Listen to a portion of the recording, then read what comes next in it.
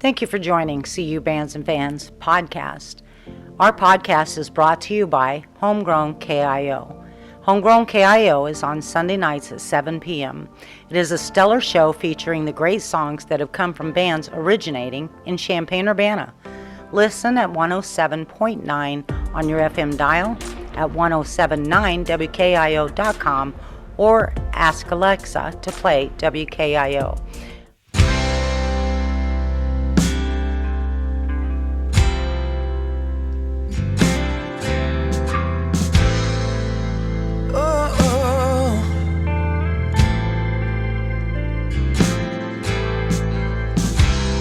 There's so many things that I should have said.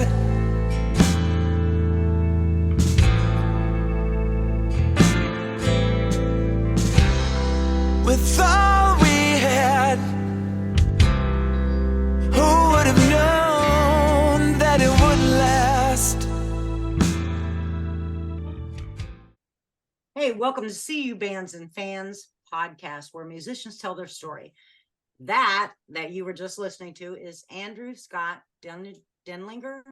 Denlinger. Yes, it is. Andrew is going to talk a lot about what he has going on, where he's been, where he's going.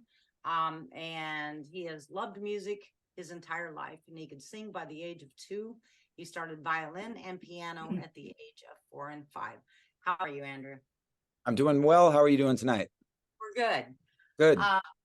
So you could sing by the age of 2. How did that happen?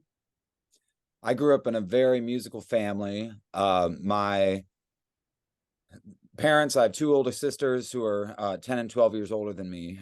So by the time I was around, they were well into choir and piano lessons themselves. My mom plays viola. My dad, so my dad and my 2 sisters play piano, and everybody sings. So we grew up in a small church, and we were there many nights a week, or twice on Sunday. So there was a lot of singing there, a lot of classical training and lessons at home. When I was 4 and 5, I started violin and piano lessons myself, and I was classically trained throughout childhood, and then got into rock and roll probably once I picked up a guitar, I guess. And then that was that. Yeah.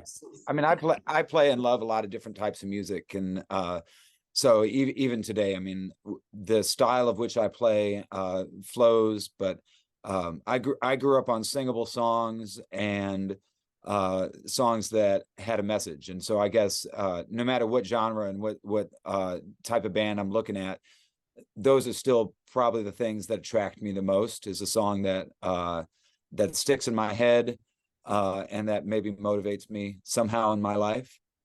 Yeah. So where are you from? I grew up I live currently in Lansing, on the far south suburbs of Chicago, but I grew up on almost the opposite, far northern suburb of Zion, right on the Wisconsin border up there, and lived there till I was in my mid-20s, when I got a job down in Tinley Park, and then kind of made my way around the city and living in different spots. And wow, yeah, that's exciting. So you were involved in all kinds of music, obviously, as you just said, throughout the years. In your first band, you were a bassist in a metal band in high school. Tell us about that. So my parents gave me a bass guitar when I was 15 years old for Christmas, and I immediately started learning how to play and play by ear. I'd put on CDs and just lay on the couch and play. And I didn't even have an amp yet at that point, I don't think. And so all I had was this bass guitar that I couldn't plug in, but I could let it sit on my chest. And you could still feel the vibrations, and I could feel, and I mean, it's like it's ringing in your head. I could hear the vibrations, and so, or it amplifies what the strings are doing themselves. So I remember that first week, that's all I did, was just sit there on the couch and lay there and just play that way. And then once I got back from Christmas break, I told my buddy that I got a bass, and he said, we need to start a band. And so that, it was almost immediate. It was very organic. I mean, there was nothing forced. It's just like, that's what you do. You get a instrument and you go out and play it. So we started a band with three of my buddies, four of us total, in high school, and it lasted a total of 3 months, but we went down in a blaze of glory. Yeah, I grew up in a very conservative family. Some of my friends have likened it, which it's very close, to the movie Footloose. I mean, dancing, smoking cigarettes, and rock and roll and beer and all that kind of stuff was off the table. And of course, my dad was the pastor, so as a pastor's kid, I had to be attracted to all those things then. So, point of the story then is I brought my parents to my first show, and that didn't go well. I think I had my shirt off halfway through, and we're all headbanging, and my buddy Joe is screaming. And it was actually at a church. It was at a youth event or something. But we did that. And we played in front of the senior center about a month later. And so, we went hard, but I don't think we had our market. I mean, that's pretty awesome. That is so interesting what you said about laying the bass on your chest, and because you didn't have an amp or anything. What a fantastic way to learn how to do that. What made you think to do that? Oh, I mean, it just happened. I was right there in the living room next to the tree, and everybody else is either looking at their gifts or getting dinner ready. And so I had just put on a CD that my sister had gotten for Christmas that year, and it had a pretty cool bass line all the way through it. I actually heard a track off it the other day, and the bass lines still definitely hold up. But I've always been an ear thinker or an ear player at maybe my core, even though I was classically trained. I think the way that I naturally approach music, now that's changed over time. The more experience I get, the more I understand why theory works and how it actually will help you through things. But that's not how I naturally approach music. Some people approach it theory first. And so I guess feeling the music literally that way was just kind of, that's how my soul wanders. I love that. I think I've never heard a musician say that that's what they did, because they didn't have, this or that, but I love that. I think violin was my primary instrument by that point. I mean, I still played piano a little bit in my early teens, but violin was definitely taking the forefront. And violin doesn't have frets, and especially as you're moving up the fingerboard, you have to know your position. I mean, there is a feel, but you have to really trust your ear, and you have to know whether you're on pitch or not. And when you hit the note that has that right frequency, and you're listening to somebody else in an orchestra, or it's your piano player, when those frequencies are played at the same time, it rings. And so that's what I'm always looking for, I guess, is the ring. Yeah, I'm pretty fascinated by that. So a violin is my very, very favorite. So do you still play the violin? I don't have as many opportunities to play these days. Most of the time it's because I don't have the time.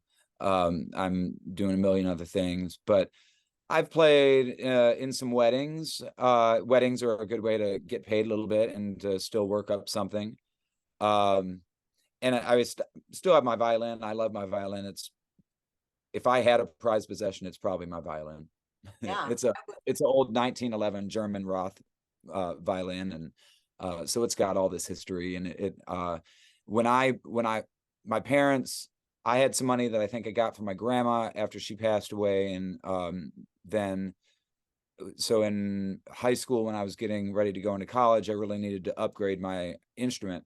And so my parents took me out. We went to a couple shops in the northern suburbs, like Evanston area of Chicago. And so we took home a few violins, and so I got to play all these different ones. And we took some in different price points and some in the same. And it didn't matter above, far and beyond all these instruments. There was one that I think might have actually been more of a performer's guitar, violin, because it was a little bit louder. The tone was great on both of them, but the other one was a little bit louder. But the mellow tone of this old violin just hooked me. And I had to convince my dad a little bit, but we ended up walking out with it. That's great. Mm. That's beautiful. We have these blues jams here in town once a month, and a couple of months ago, a guy showed up with a violin. He played blues on the violin. It sounded great. Oh yeah. Oh, I Yeah. bet. Oh, that's something I should check out. I love the blues. That's all through my music. When I was playing in the country band, and I mean, I still play with Nick. We did a few dates this year, I think 4 or 5. But when there was a couple years, we used to have a multi-instrumentalist who would play a lot of keys, organ stuff, and he'd pull out fiddle for a bunch of tunes. But then he left the band, moved back out east, and so there was a little while where we missed that element, and so I'd bring it out and we'd do a Garth Brooks tune or something like that, but just for 1 or 2. But I ended up stopping, and I probably should have just bought some sort of new electric violin, but I could not handle taking that violin into clubs and bars with 1,000 drunk people, and certain places you don't have much of a stage, so you're like, I'm just trying to put my violin over here. And I was a bit of a wild man in that band, and I was the hype guy, so I was afraid if I didn't step on it, somebody else would. Yeah. Yeah. That's completely understandable. Completely. There's a certain camera that I don't take when I'm out doing band photos, out with Right. my music thing. No. Yeah. I've already had beer spilled on a couple of my cameras. I'm like, no. Yeah. Certain lenses, no, not gonna happen. So you mentioned Nick, and who you're talking about is Nick Lynch. Yep. And you've played how long? How did you begin to play with Nick Lynch, and how long have you played with? And are you still playing with that? Yeah, I mean, we're still playing. He took an extended and indefinite break at the end of last year. And so as far as playing out publicly, that for the most part is on hold for now. And I don't know what his future plans are, but I expect him to be back in music in some form at some point. But like this year, we played out in Bourbonnais for their Friendship Festival, and then we did a couple other events. But I joined his band back in 2014, and he is a Chicago country rock artist, but he grew up in Watseka, and so that's kind of a little bit closer to you guys. And so I joined the band in 2014. I'd been kind of a year out of music completely. I mean, for the most part, I put my old band on hold and just took my break. I had to take a step back. I had quit a couple part-time jobs that I was doing just to put all my energy into my full-time gig that I was working. And so then that next summer, when time just opened up, like literally 2 days after I would have been available for weekend shows like this, I get a call on a Tuesday morning while I'm sitting on the couch, and a buddy of mine is like, "Hey, you want to be in a country band?" And I was like, "Well, I'm not really doing anything." It's like, I know somebody who's looking for a bassist. And it's like, well, I haven't played bass in a while. So I played bass in that metal band. In college, I played bass in a gospel choir.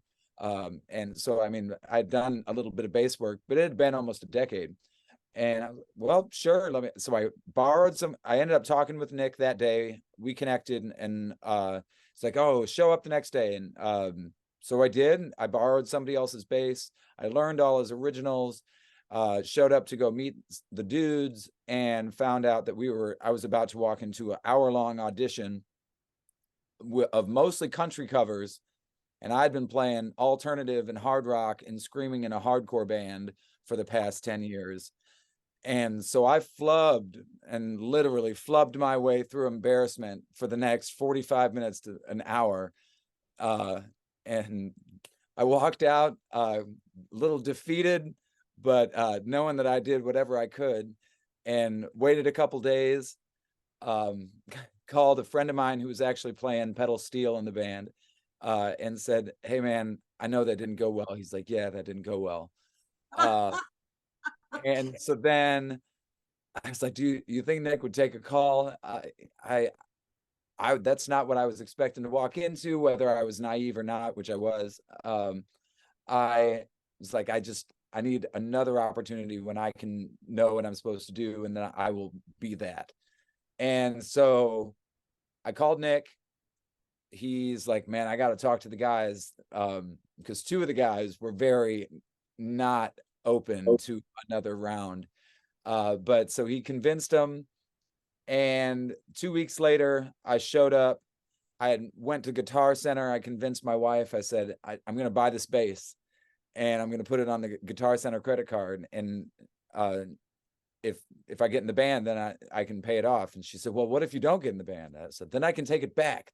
The the audition is in 2 weeks, and I have 4 weeks to bring it back. So I went back in, walked in with a 12-pack of Stella and a fresh bass, and I think I did a Jake Owens tune, Eric Church's The Outsiders. I sang some harmonies on all that. What else did we do? Cruise. Oh my gosh. Yeah, so those tunes, and I walked out with a gig. So that's kind of history. We toured throughout the East Coast, all through the Midwest, down into the South, and we did a bunch of runs for a few years out west into Colorado, and played for some great people and made some awesome memories. Good and bad ones, but I like to sit with the good ones. So did you like the touring thing? And how was your wife with that? Was she supportive? And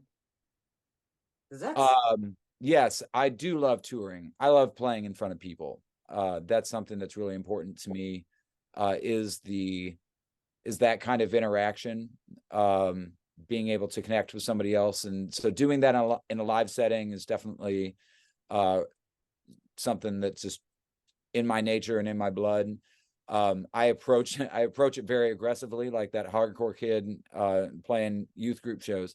But I've always engaged music physically, and I was in Indianapolis last week watching a couple bands I used to listen to a few years ago. Actually, one of them still putting out material, but yeah, there was a mosh pit, and I stayed on the edge of the pit for most of the night, but by the last few songs I ended up getting sucked in for a circle pit or two. But yeah, so we just kind of, we played a lot of small bars, some bigger festivals. We did a couple NASCAR events. One I remember specifically out in New Hampshire, before a race out there. That was one of the most fun, free, and epic nights with those dudes. Our lead guitarist, here is just the mental picture, just for the night. There was a catwalk at this giant stage. The people were there to fill the space. And then our lead guitarist is at the end of the catwalk. Nick and I are on either side, but somebody from the crowd had a panda hat and their panda costume. And so Panda ended up putting his head onto my buddy Mike, and he's playing Tom Petty's American Girl, and he's ripping the lead, ends up having the guitar behind his panda head, couldn't have been more perfect. It was great. And there was pictures. There's a picture out I there. was gonna say there's gotta be photos. Yeah. That's the whole thing. Those experiences, Mhm. everybody's having a blast and just being. You are on his. I was on Nick Lynch's website, and you are in that, Yeah. and on his website and in the photos. And are you still playing with him, or you're not right now because he's doing the break? Yeah, he's on a break, but we played a show a couple weeks ago. And you asked about my wife. She is super supportive, and she's had my back all the way through. We've got 3 kids, and it is not easy. Yeah, our kids are 7, 6, and 1. It's not easy. And I mean, currently, though I'm playing very frequently, I'm able to be in my bed most nights, which Oh, is that's good. great. Yeah. I try to, like, with all the different ways of work and income, I try to have them overlap as much as possible. And I try to maintain flexibility. Even if I have a lot of stuff on the plate, I like to be able to say as much as I can when and where I'm going to work. And that's one of the benefits of being in the driver's seat of a band like this solo project that I'm doing, is that, yeah, if we need to take a break, if I want to take an entire month or 2 off, then I get to say yes, and that's just what it is. I mean, ultimately, I'm hoping to build a primary tour schedule in the summers where I was playing all original shows, or like 90% original shows with a couple covers in. I'd love to be out there opening up for somebody and get on a tour and be bringing a band with me and building a business and a life together. And if my family can come out for some of those in the summers, that'd be great. But like, do a really hard summer push. Again, when it's strategic, if my family wants to plan a trip, hopefully I can make some of that work. I know tour schedules sometimes don't when you get us at a certain level. But if we're at that level, then we got good problems to work out. Yeah, you do. And it's that's really, really cool that she's supportive like that. And I mean, your kids are little, but Mm. it's so great to be able to have your family at some of these shows, the Right. family friendly Yeah. shows and things like that, because kids love that. And Mm. but yeah, that's fantastic. That that's, as that kind of support is everything. It wouldn't be possible without her support and without the help of God himself. I mean, just putting things together at the right time. And my kids are great too. I mean, I was looking at a picture that was on my wallpaper while I was getting ready here, and it was an old picture of me out in Colorado FaceTiming my oldest. And so my hair's shorter, and she's littler, and those are good memories too. And I took them out there. I mean, we were doing a run out there, and I took them out there. Man, Ran was pregnant. She was pregnant that week. And but so it's been wild, but those are good memories. And however it works out, as long as the road is up. I mean, if things start getting stagnant, and or I mean, we have to try and stay open and just talking our way through it. Yeah, which brings me to, but I want to talk about this before we get to talking about your music, because that's really I want to head to, and I want to kind of close with that, because Sure. yeah, you've got this new release, and it's pretty I love it. I love it so much. But yeah, because one of the points is that you launched a solo American rock project in 2021 under your full name, which we're going to get to that. And we're also going to have those links on this podcast so people can, and you will be able to hear a full song by Andrew at the end of this podcast as well. So it says you toured with TNLB. I'm not sure what that is. Oh, that's the Nick Lynch Band. Okay. Oh, that's right. All across the US, which we talked about. You played over 1,000 shows with that band. Yeah. I mean, with Nick, and we had different players along the way. It was me and Nick that was from 2014 till last December. There were guys that were there when I started, and they were there for a few years, and there was a little bit of a changeover. Then there was kind of a run together with that group, and then I had this last run with my buddy Sam and Trevor. But yeah, I through those years, man, we grinded and we played hard. We are during height, and this is with families, starting families, but he has 3 kids too, and got both of us were single, no kids when we met. And then through the years, we both had 3 kids and got married. And so yeah, we were doing 150 dates a year for multiple years, with band or with another job and all that, and just making it work and chasing a dream. You know what? What a great for you, first of all, to have a pretty flubbed up tryout with Mhm. then you were pursuant, you were persistent. So he gave you a second chance, which is the way God is with us. Gave you that second chance. You proved yourself, and then you were the long runner. Yeah. You were the stable long runner in all those years. So that's kind of exciting, and to gain all that experience with touring and playing and the whole thing. You've also, I'm just gonna name some of these here. With Nick Lynch Band, you opened for John Party. That's cool. Lone That was- Star. Yep, twice. John Party, like, where was that at? Do you remember? That was at the Grizzly Rose.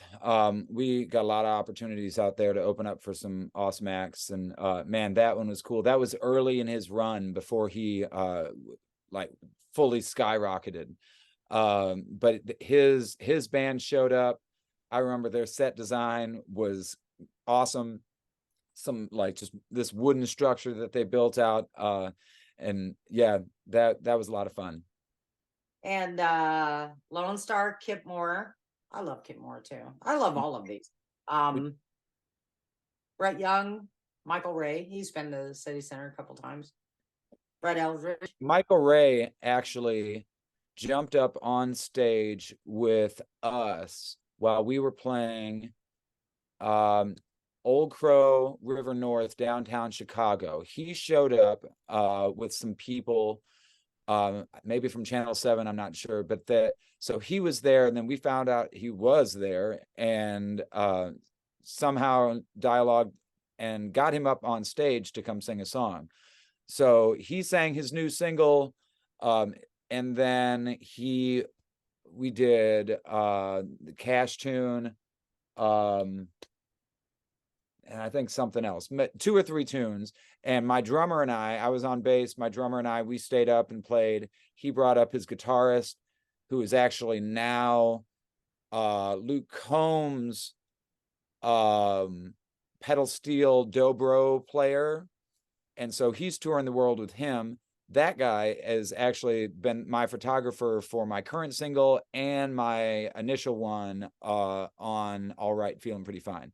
But so that night, if Michael Ray didn't show up to my show, I would have never had my buddy doing some shots for me. Isn't that crazy? Your photographer. I was going to ask you about your photographer, because those photos are. He's so good. Yeah, he is very good. Yeah, and those can be seen on your website, and also your upcoming album. Sure. On my YouTube channel, I've got my first video actually was recorded on the day of our photo shoot for that one day. I told Kurt, I said, hey, I'm coming down for the photo shoot, but how much for let's just hang out for a little bit? It was the middle of COVID, so I had to cast a vision for what this project was going to be. And I didn't have a band. We couldn't get a lot of people together. And I said, I'm just coming down. We're going to do the shots, but how about we hang out for a little bit and let's make a movie? And so that's what we did.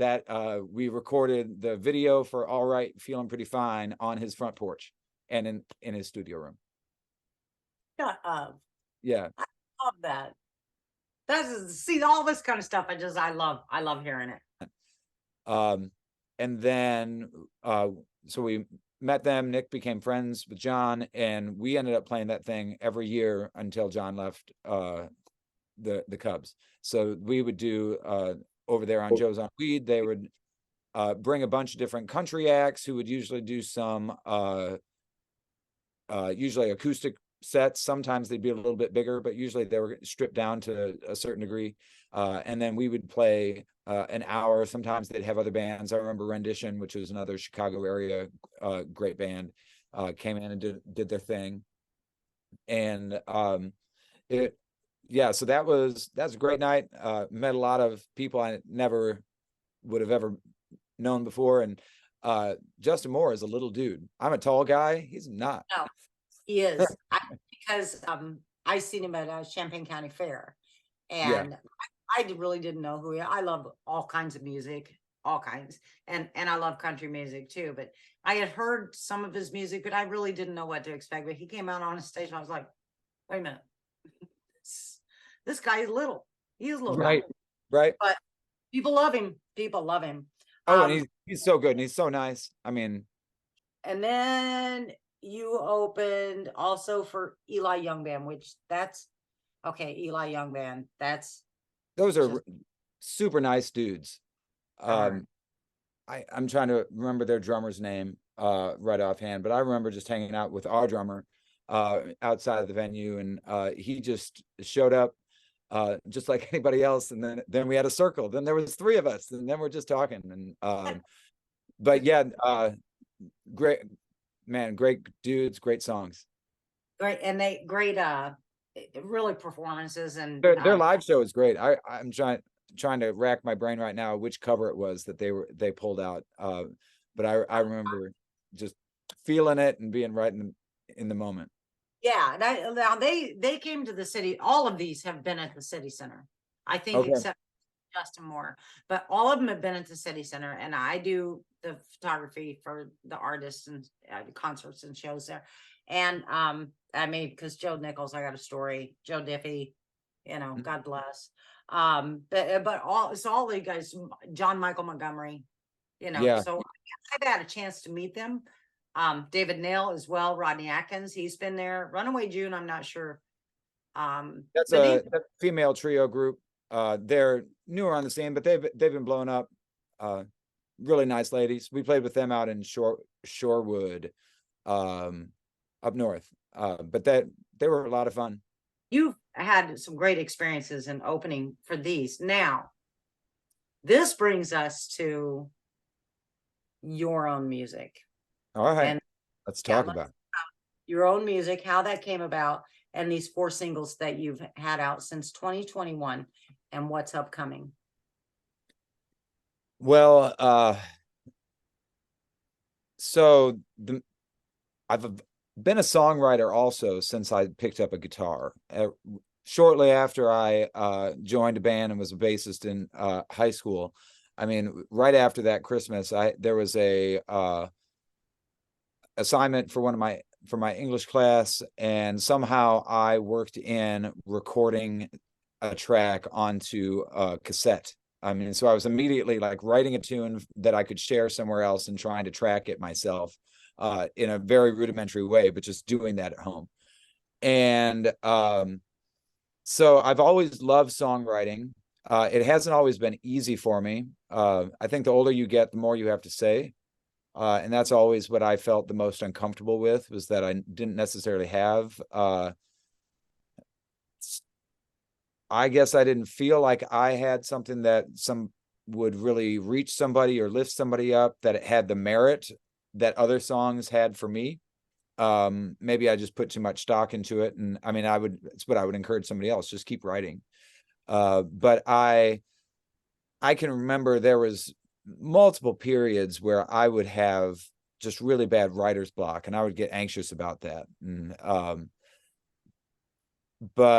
or times where I felt like, especially when I was in the metal band, I can remember periods of time where like just some of the lyrics, like I wasn't able to either convey what I wanted in the genre, or I just didn't feel, it just wasn't coming out naturally enough, but I knew I wanted to. And it was still something that I was like, just felt natural to chase. And I guess once I start chasing things, I don't stop. That is probably a blessing and a curse. But then in 2009, after that hardcore band broke up, I spent about a year playing acoustic tunes for my friends at house parties around fires and stuff. And I tracked a 14-song album in 2009 that I put out under the name Six Speed 7 years later, because I was trying to build momentum for it. Well, that the band name that I was playing with at that point was called Six Speed. And by 2016, when I actually released it on streaming platforms, I released it as just Andrew Scott. And because Six Speed was no longer a thing, I didn't know what my future was, but that was a moment in my life, so I encapsulated that. Well, things I should have said, this is that long roundabout to this, things I should have said was written in 2012 or 13, back when I was playing rock clubs in Chicago. And so originally it was probably a little louder and a little bit higher gain on some of those guitars, but it was in premise pretty much the same tune. After that band disbanded, I would still play it from time to time, and it always really connected. Like, people would say something about that tune. I was on a bus after a show out in Colorado one time, and somebody was like, "Oh, play a tune," and one of the guys in the band was like, "Oh, play Things," and so my voice was super hoarse that night, but I did, and I can remember that night talking to a girl about what it meant, and that it really connected with her, and so fast forward another 4 years or so, we're approaching the pandemic, but like, this is before all that was going down. Like, before the pandemic happened, I took my drummer in while we were still playing. So the drummer from the Nick Lynch Band was like, "Hey, I've got some originals I need to put down. Do you mind spending a day doing that?" So we put down 10 to 12 songs or something like that, just drums. And then I started putting those together a little bit. When the world shut down, I had way more time. I put out those other singles, starting with All Right in 21, Traveling Band later that year, Slow Down the next year, and then Things I Should Have Said this past February. And so I kind of put them out in somewhat of an order. I don't know if I definitely love All Right, but I knew that All Right wasn't going to be it and everything about my sound and about what I was going to be doing going forward. But I felt like it gave a really clear picture of what one could expect. There's a lot of elements within that song. And then with the subsequent releases, that's where you start to see where my music kind of takes a little bit of a curvy path sonically. Sometimes, I mean, there's the blues all the way through it, whether it's more country-esque, or if we're talking more rock and roll, hard rock, or classic rock vibe. But the blues all the way through that stuff. But Slow Down, Things I Should Have Said, or excuse me, so Traveling Band, as opposed to the first one, is much more of a jam band song. It's got this extended solo break at the end. It's a blues progression right up off the top, and then it goes into this very different jam section. And so I wanted, with those two songs, just to let people know, yeah, I'm putting this out under my name, but this is a band project, and this is what I'm chasing for. We're going to go do something that is rock shows, that is fun shows where people are engaged in that way. And so this is going to take a while, but I want you to see that picture.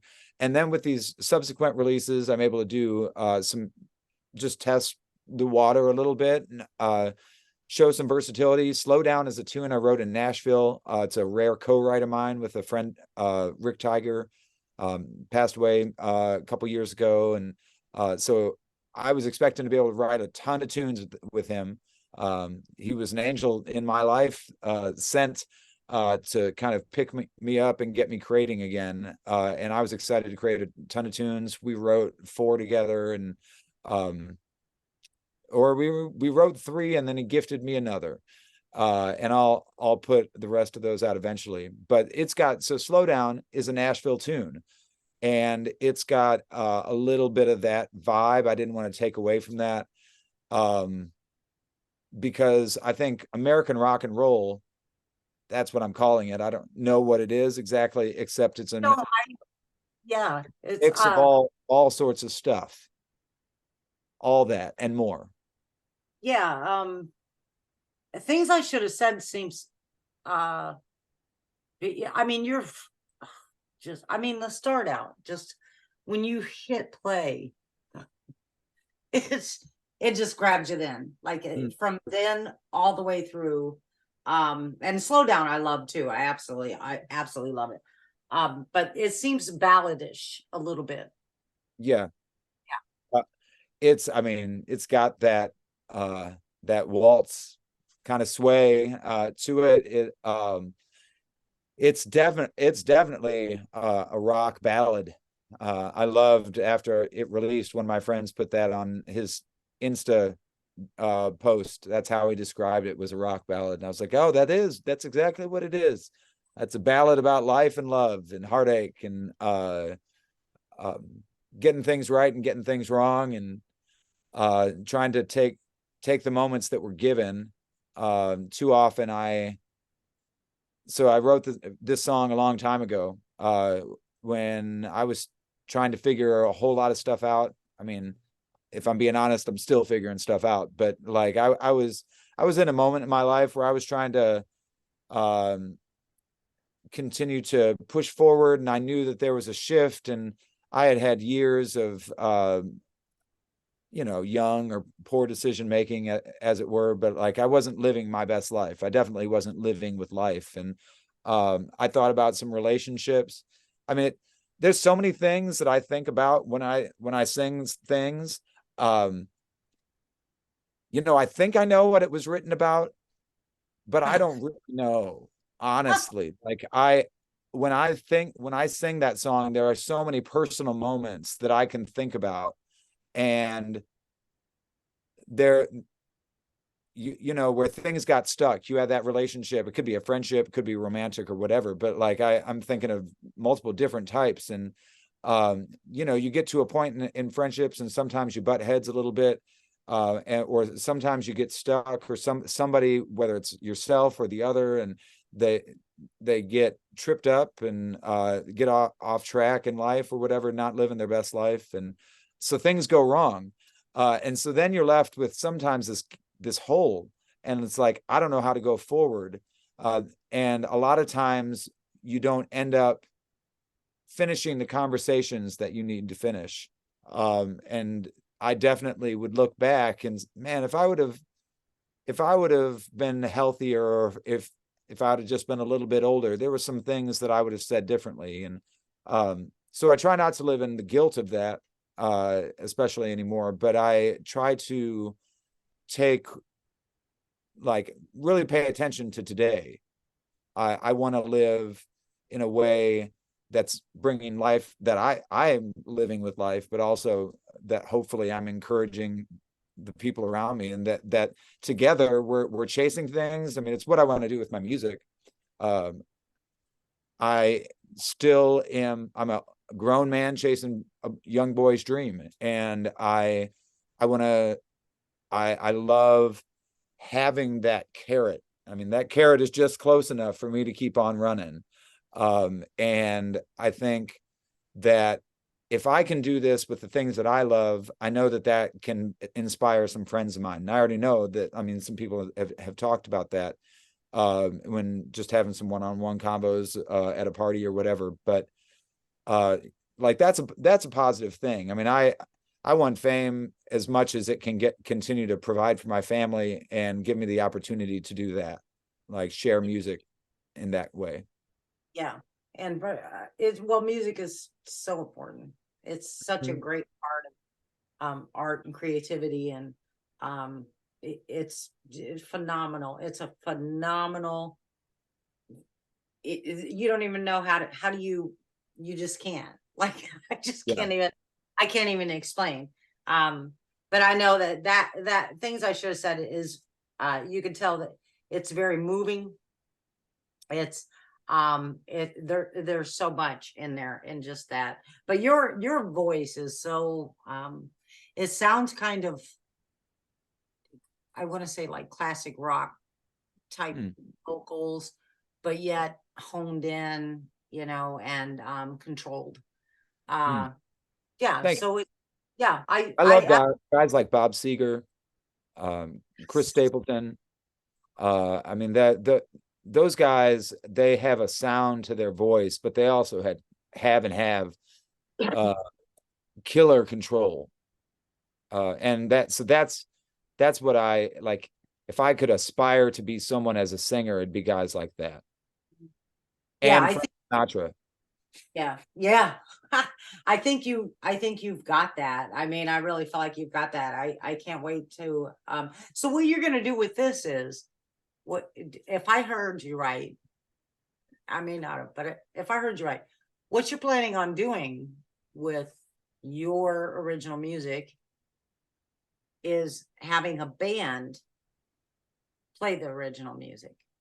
Is that right? 100%, and it's already happening. I mean, that's so I'm doing a ton of solo shows. Actually, I'm playing a show coming up in Gilman. We can talk about that more in a little bit. But so I'm doing tons of solo acoustic shows, which will be at restaurants, house parties, bars or clubs. But like this year, I'm doing around 15 band shows. We did a handful of full band gigs. Did a big Summerfest in around Chicago in Orland Park this summer with all 5 of us. And so during a full band show, I am playing a ton of covers with originals throughout along the way. So the covers allow me to cast vibe. I try to play the covers I love and the ones that have inspired me. But then as it flows, I'm going to throw one of my tunes in, and then probably back it up with one that you really know well. But hopefully I can get the ride to flow long enough.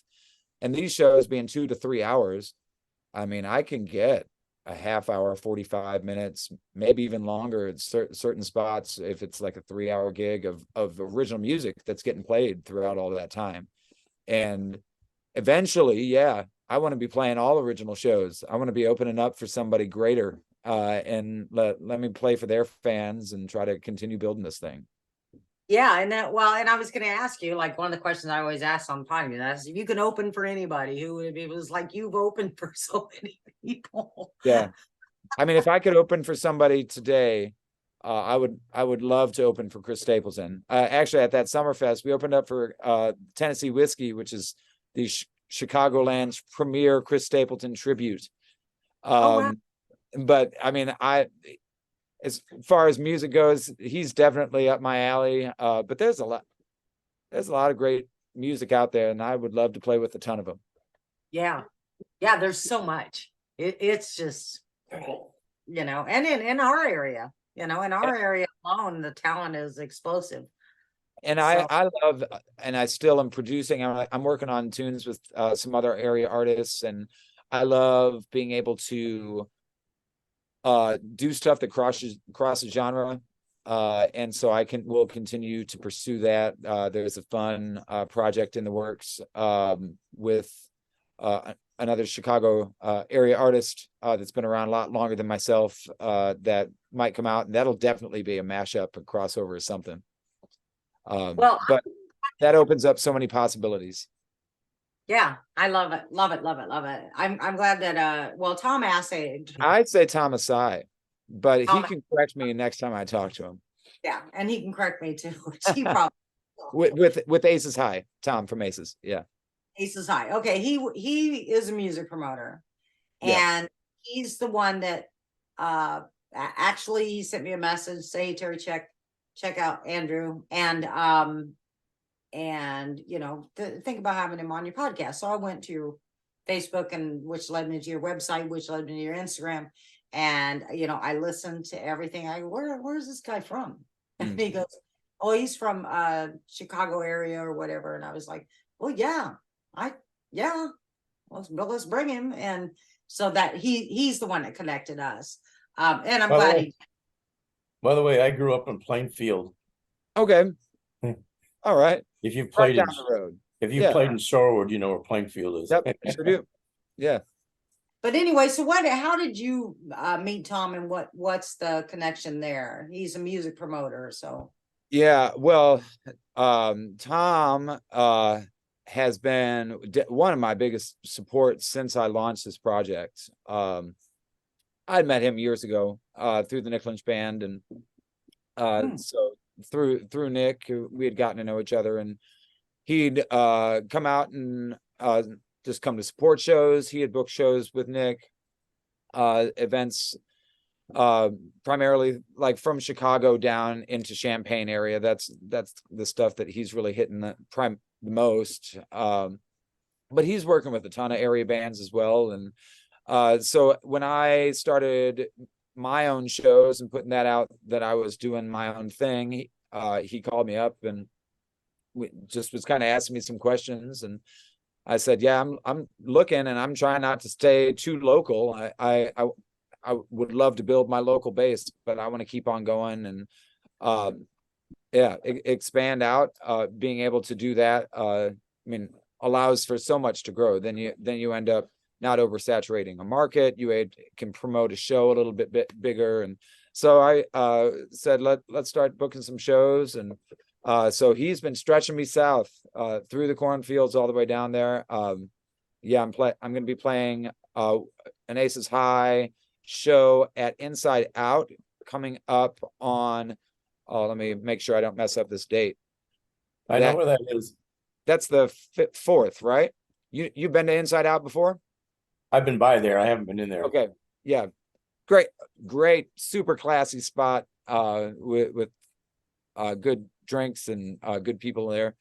The Gilman show is going to be this Saturday, November 4th, from 7. I just create something and expect someone to just find it, and then it's just magic, or somebody else will love it so much they'll blow it up for me.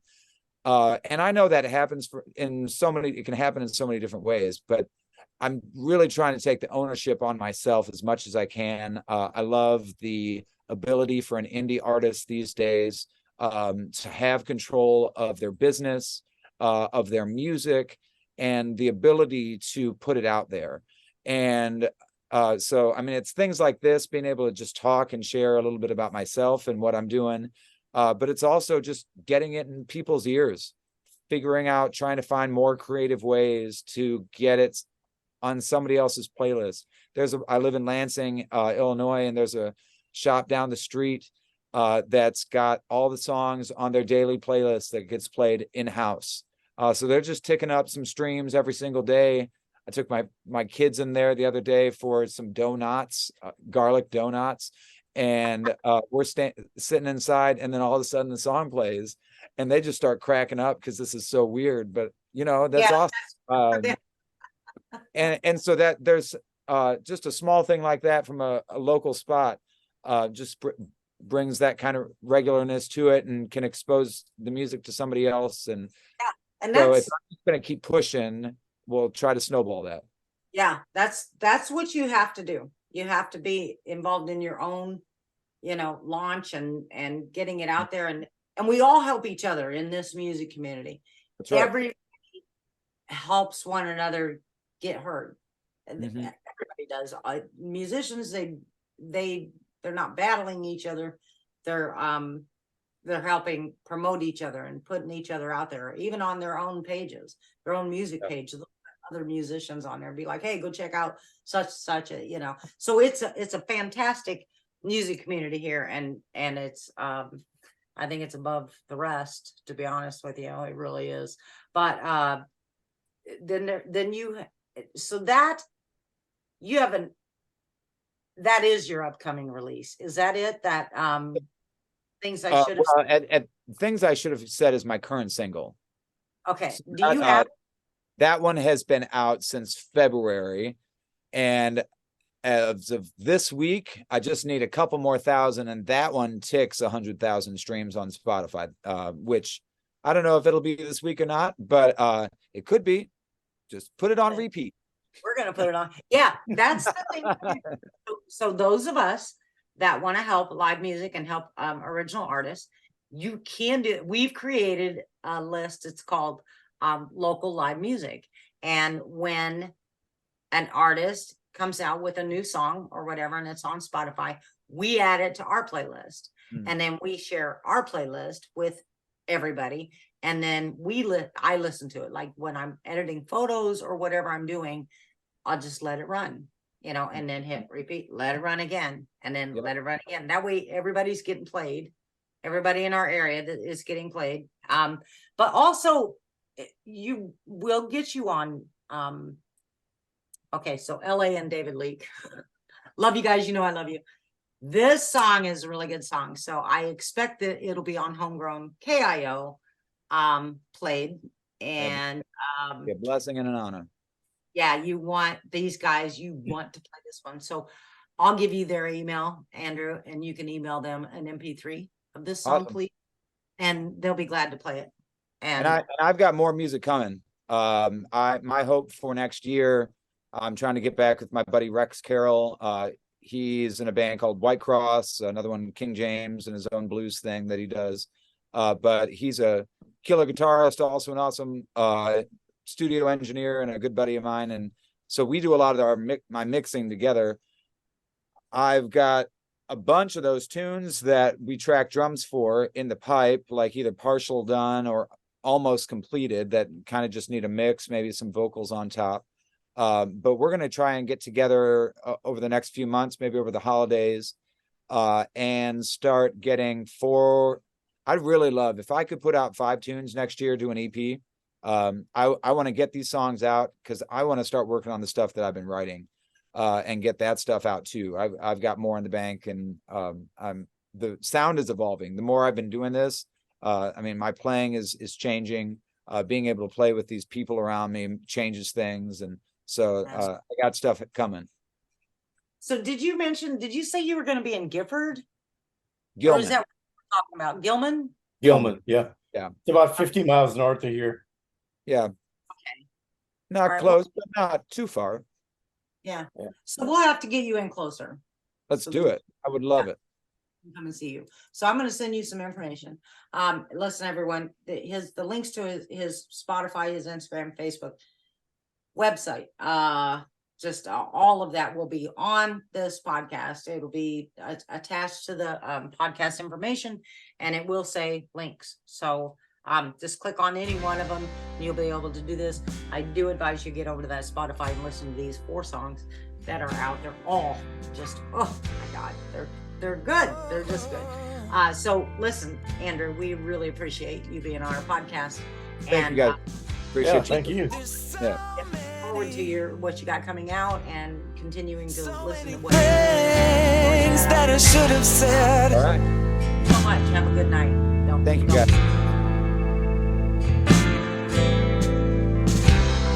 With all we had, who would have known that it wouldn't last?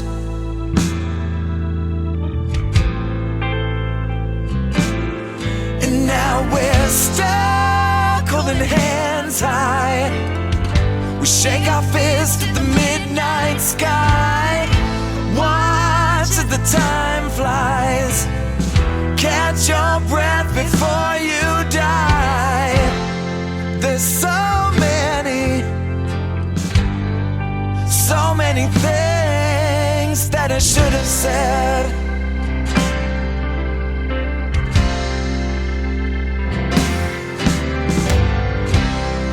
I'm done breaking, but these shattered dreams will be hard to mend.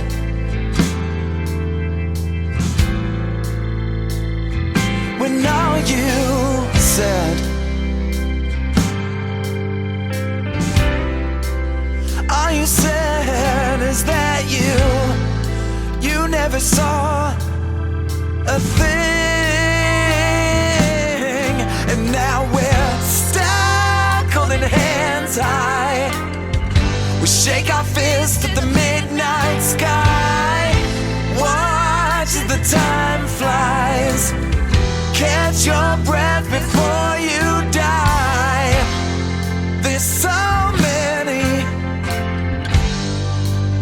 many things that I should have said.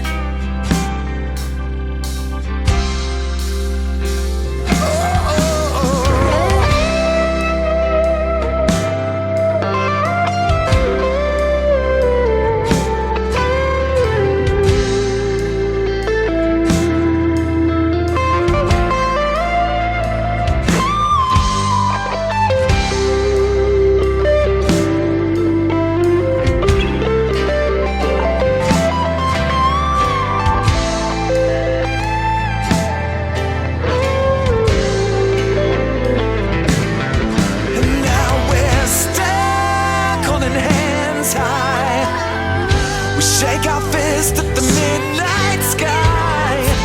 Watch as the time flies. Catch your breath before you die. There's so